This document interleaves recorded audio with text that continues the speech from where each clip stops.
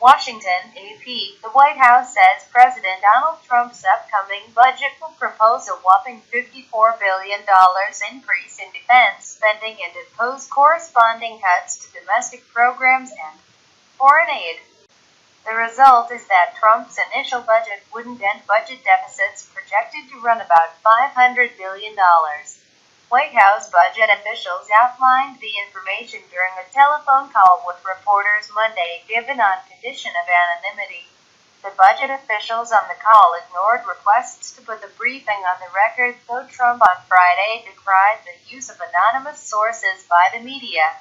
Trump's defense budget and spending levels for domestic agency operating budgets will be revealed in a partial submission to Congress next month, with proposals on taxes and other programs coming later. The increase of about 10% for the Pentagon would fulfill a Trump campaign promise to build up the military. The senior budget official said there will be a large reduction in foreign aid and that most domestic agencies will have to absorb cuts.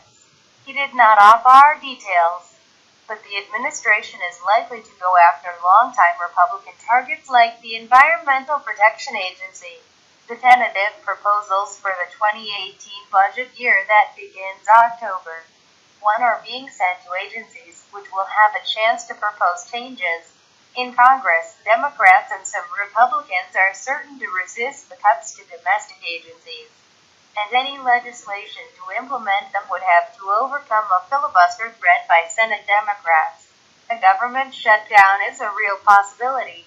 It is clear from this budget blueprint that President Trump fully intends to break his promises to working families by taking a meat axe to programs that benefit the middle class, said Senate Democratic leader Charles Schumer of New York.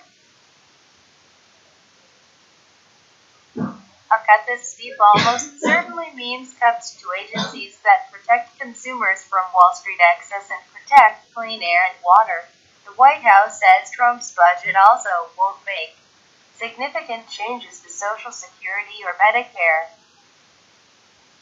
The president told American governors at the White House on Monday that we are going to make it easier for states to invest in infrastructure and that, overall, we are going to do more with less and make the government lean and accountable to the people. Trump's first major fiscal marker is landing in the agencies one day before his first address to a joint meeting of Congress. For Trump, the primetime speech is an opportunity to refocus his young presidency on the core economic issues that were a centerpiece of his White House run. The upcoming submission covers the budget year starting on October 1st. But first, there's an April 28th deadline to finish up spending bills for the ongoing 2017 budget year, which is almost half over. Any stumble or protracted battle there could risk a government shutdown as well.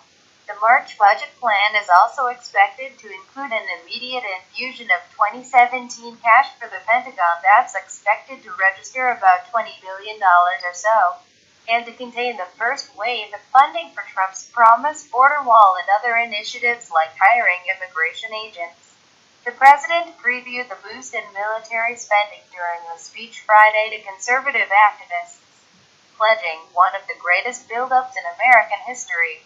We will be substantially upgrading all of our military, offensive, defensive, everything, bigger and better and stronger than ever before, he said.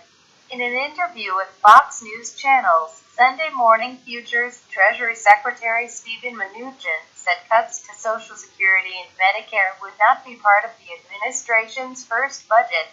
Trump's priority is passing legislation to reduce middle class and corporate taxes, he said. As a candidate, Trump promised to leave major entitlements untouched, breaking with some Republican leaders who believe the costly programs need to be reformed by increasing defense and leaving Medicare and Social Security untouched. The Trump budget plan is sure to project sizable deficits. In the campaign, Trump promised huge tax cuts. But top GOP leaders like House Speaker Paul Ryan of Wisconsin don't want this year's tax reform drive to add to the budget deficit.